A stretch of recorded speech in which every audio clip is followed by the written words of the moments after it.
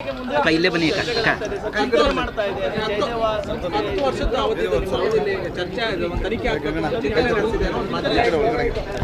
ಈಗ ಇದ್ರ ಬಗ್ಗೆ ಏನಾಗಿದೆ, ಇಡೀ ಒಂದು ರಾಜ್ಯದಲ್ಲೆಲ್ಲ ರಾಷ್ಟ್ರದಲ್ಲೇ ಇದು ಒಂದು ಮಾದರಿ ಸಂಸ್ಥೆಯಾಗಿ ಅದನ್ನು ನಾವು ಅಭಿವೃದ್ಧಿಗೊಳಿಸಿದ್ದೀವಿ.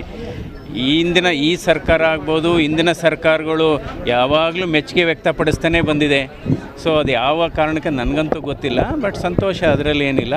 ಬಟ್ ಇದು ಒಂದು ಪಾರ್ಲಿಮೆಂಟ್ರಿ ಸ್ಟ್ಯಾಂಡಿಂಗ್ ಕಮಿಟಿ ಅಂತ ಬಂದಿತ್ತು, 15 ಜನ MPಸು, ಕೇಂದ್ರ ಸ್ಥಾಯಿ ಸಮಿತಿ, ಆರೋಗ್ಯ ಸಮಿತಿ. ಅವರು ಜಯದೇವ ಆಸ್ಪತ್ರೆಯ ಕಾರ್ಯವೈಖರಿ ಮತ್ತು ಅಲ್ಲಿ ನಿರ್ವಹಣೆ ಎಲ್ಲ ನೋಡಿ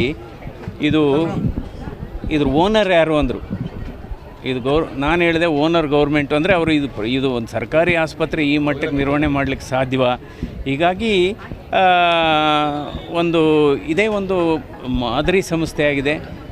ಸರ್ಕಾರಕ್ಕೆ ಇದೇ ಒಂದು ಶೋಕೇಸ್ ಆಗಿದೆ ಈ ಆಸ್ಪತ್ರೆ. ಅವರೇ ಹೇಳಿದ್ದಾರೆ, ಹಲವಾರು ಬಾರಿ ಸರ್ಕಾರನೇ ಹೇಳಿದೆ, ಇದು ಬೇರೆ ಬೇರೆ ಆಸ್ಪತ್ರೆಗಳು ಜಯದೇವ ಮಾದರಿಯಲ್ಲಿ ಯಾಕೆ ಡೆವಲಪ್ ಮಾಡಬಾರ್ದು, ಈ ರೀತಿ ನಿರ್ವಹಣೆ ಮಾಡಬಾರ್ದು. ಆಮೇಲೆ ಅದಕ್ಕಿಂತ ಹೆಚ್ಚಾಗಿ ಇನ್ನು ನಾನೇನು ಹೇಳಕ್ಕೆ ಬರೋದಿಲ್ಲ.